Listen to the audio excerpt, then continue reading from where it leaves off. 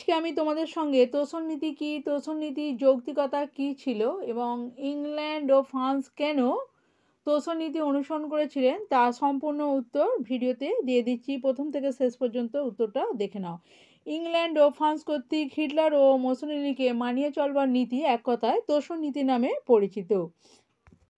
ইউরোপীয় রাজনৈতিক রঙ্গমঞ্চে Hitler, Mussolini প্রমুখ একক অধিনায়কদের আবির্ভাবের পর ইংল্যান্ড ও ফ্রান্সের পররাষ্ট্রনীতিতে তোষণ প্রবণতা যথেষ্ট বৃদ্ধি পেয়েছিল। জাপান, ইটালি এবং জার্মানির ক্রিয়াকলাপ লিগ অব নেশনস অনুষ্ঠিত যৌথ নিরাপত্তা ব্যবস্থাকে বারবার আঘাত হানলেও ইংল্যান্ড বা ফ্রান্স কেউই তার প্রতিবাদে সোচ্চার হয়ে ওঠেনি। কোনো রাষ্ট্রজোট গঠন করেও তারা বাধা দেয়নি হিটলার বা মুসোলিনিকে। আসলে একটি ভ্রান্ত ধারণা থেকেই তোষণ নীতির জন্ম হয়েছিল। ইংল্যান্ডের ধারণা হয়েছিল যে হিটলার বা মুসোলিনির একমাত্র লক্ষ্য ভার্সাই ও প্যারিস শান্তি সম্মেলনের অবিচারের প্রতিকার করা। জার্মানির পক্ষে ভার্সাই চুক্তি ছিল অপমানকর এবং ইটালি মিত্রপক্ষে যোগদান সত্ত্বেও শান্তি সম্মেলনে তার ইপ্সিত স্থানসমূহ পায়নি। তাই এই দুটি অন্যায়ের প্রতিকার হলেই ইটালি বা জার্মানি রাজ্যগাস প্রবণতা হ্রাস পাবে, কিন্তু পরে তা ভ্রান্ত প্রমাণিত হয়েছিল। একবার রক্তের স্বাদ পেলে বাঘ তৃপ্ত হয় না, তার রক্ত তৃষ্ণা বেড়ে যায়, এই আপ্তবাক্য ইংল্যান্ড বিস্মিত হয়েছিল। তাই এজিপি টেলর বলেছেন, দ্য ওয়ার অফ 1939 for from being premeditated was a mistake, the result on the sides of diplomatic blunders. অবশ্য ইংল্যান্ড ও ফ্রান্সের অনর্থক রুশভীতি ও পরোক্ষভাবে তোষণ নীতির উদ্ভবে সাহায্য করেছে। সেই মুহূর্তে তাদের কাছে সম্ভবত ন্যাসি জার্মানির থেকে সাম্যবাদী রাশিয়াকে বেশি বিপজ্জনক মনে হয়েছে। এবার দেখো জার্মান তোষণ। জার্মানিতে ক্ষমতা দখলে অব্যাহতি পরেই হিটলার ভার্সাই চুক্তি ভঙ্গ করার দৃঢ় সংকল্প ঘোষণা করেন।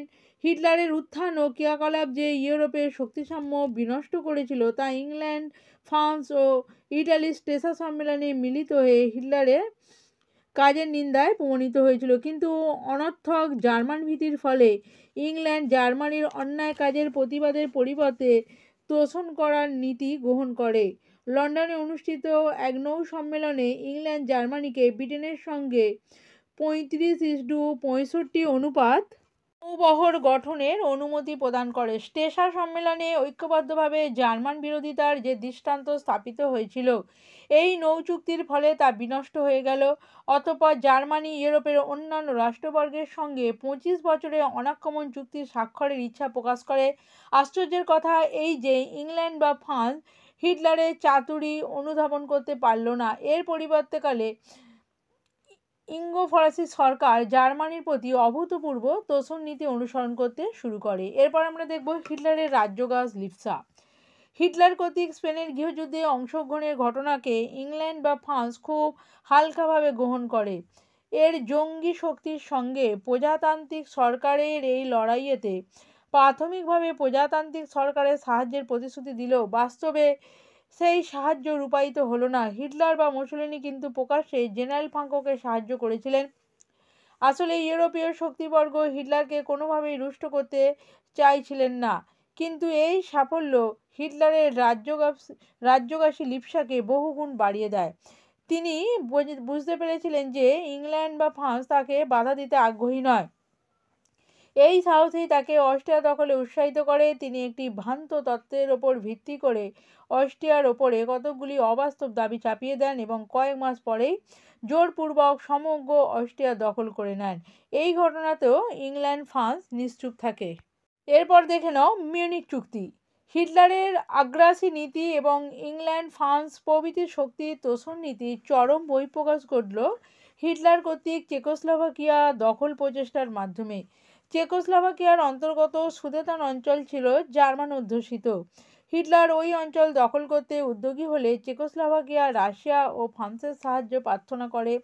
ফলে এক বিরাট যুদ্ধের সম্ভাবনা দেখা দেয়। এমতাবস্থায় ব্রিটিশ প্রধানমন্ত্রী চেম্বারলেন হিটলারের সঙ্গে এক আপোষ আলোচনা শুরু করেন। ফ্রান্সও এই আলোচনায় যোগদান করে। ইংল্যান্ড ও ফ্রান্স হিটলারকে সুদেতান অঞ্চল প্রদান করাই যুক্তিযুক্ত মনে করে। অতঃপর মুসোলিনির মধ্যস্থতায় মিউনিক শহরে একটি সম্মেলন আহুত হয়। সেখানে চেকোস্লোভাকিয়ার অনুপস্থিতিতে সিদ্ধান্ত নেওয়া হলো যে সুদেতান অঞ্চল জার্মানির অন্তর্ভুক্ত হবে। এইভাবে ইংল্যান্ড ফ্রান্স সম্পূর্ণ রীতি বহির্ভূতভাবে একটি সার্বভৌম দেশের অংশ অপর একটি সাম্রাজ্যবাদী রাজ্যের হাতে তুলে দিল। কিন্তু সমস্যার সমাধান এতে হলো না, কারণ অল্পকালের মধ্যেই হিটলার সমগ্র চেকোস্লোভাকিয়া গ্রাস করতে উদ্যত হন। যদি ইংল্যান্ড এবং ফ্রান্স মিলিতভাবে বা স্বতন্ত্রভাবে জার্মানির অগ্রগতি রোধ করতে চাইতো, তাহলে এত সহজ এবং এত দ্রুত দ্বিতীয় বিশ্বযুদ্ধের দামামা বেজে উঠত না। এরপর আমরা দেখব ইতালি তোষণ। জার্মানির মতো ইটালির প্রতিও তোষণ নীতি অনুসরণ করে ইংল্যান্ড ফ্রান্স ইটালির সাম্রাজ্যবাদী কাজকে উৎসাহিত করেছিল। ন্যাসি জার্মানির উত্থান ও সাম্যবাদ প্রসারের বিরুদ্ধে একটু জবরদস্ত স্তম্ভ হিসাবে মুসোলিনিকে ব্যবহার করা যাবে, এই আশা ইংল্যান্ড ও ফ্রান্সকে ইটালির প্রতি নরম নীতি অনুসরণ করতে আগ্রহী করে।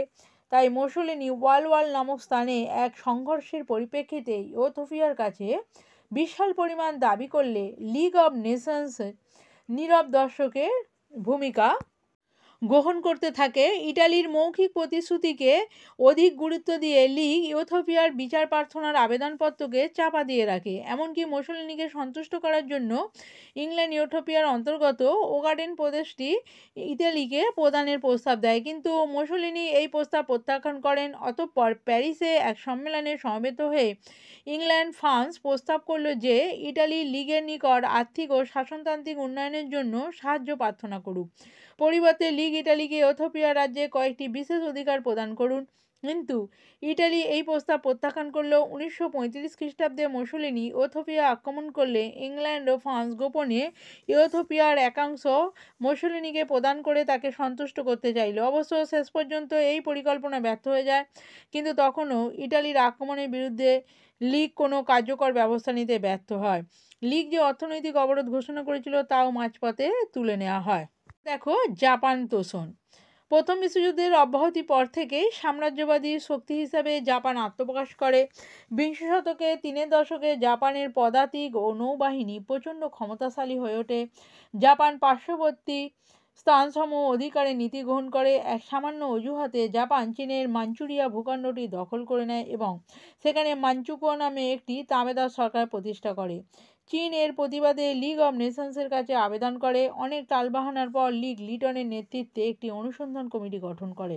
লিটন কমিশন জাপানকে দোষী সাব্যস্ত করে।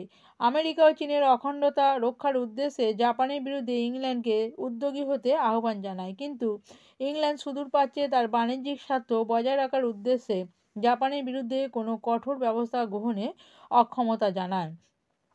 ইংল্যান্ডের তোষণ নীতি জাপানকে বেশি উৎসাহিত করে তোলে, এমনকি মার্কিন যুক্তরাষ্ট্র আপোষ আলোচনার মাধ্যমে জাপানকে সন্তুষ্ট রাখতে বেশি উৎসাহী ছিল। তাই জাপান প্যানে নামক একটি মার্কিন গানবোট ও তৈলবাহী জাহাজ ধ্বংস করলেও মার্কিন যুক্তরাষ্ট্র জাপানের বিরুদ্ধে কঠোর ব্যবস্থা নিতে দ্বিধান্বিত ছিল। এমনকি এই ঘটনার পরেও কেবল জাপানের মৌখিক দুঃখ প্রকাশের পরিবর্তে আমেরিকা জাপানকে সামরিক দ্রব্য সরবরাহ করতে রাজি হয়েছিল। ব্রিটিশ বাণিজ্য প্রতিষ্ঠানগুলিও জাপানকে সামরিক দ্রব্য সরবরাহ অব্যাহত রেখেছিল। এইভাবে দেখা যায় ইংল্যান্ড ফ্রান্স বা মার্কিন যুক্তরাষ্ট্র অনুষ্ঠিত আপোষ ও তোষণ নীতি ইটালি জার্মানি ও জাপানের সাম্রাজ্যবাদী স্পৃহাকে বহুগুণে বাড়িয়ে দিয়েছিল। প্রধানত ইংল্যান্ড ও ফ্রান্স যদি উপযুক্ত সময়ে যথার্থ কঠোরতা অবলম্বন করত, তাহলে হয়তো এত দ্রুত দ্বিতীয় বিশ্বযুদ্ধের বিভীষিকা নেমে আসতো না। আজকের ভিডিওটি আমি এখানেই শেষ করব। আবারও খুব তাড়াতাড়ি তোমাদের জন্য সাজেস্টিভ গুরুত্বপূর্ণ ভিডিও নিয়ে উপস্থিত হব। যদি ভিডিওটি ভালো লাগে অবশ্যই একটি লাইক করো এবং চ্যানেলে নতুন হয়ে থাকলে এই ধরনের গুরুত্বপূর্ণ ভিডিও সবার আগে পেতে চ্যানেলটা সাবস্ক্রাইব করে রাখো। ধন্যবাদ।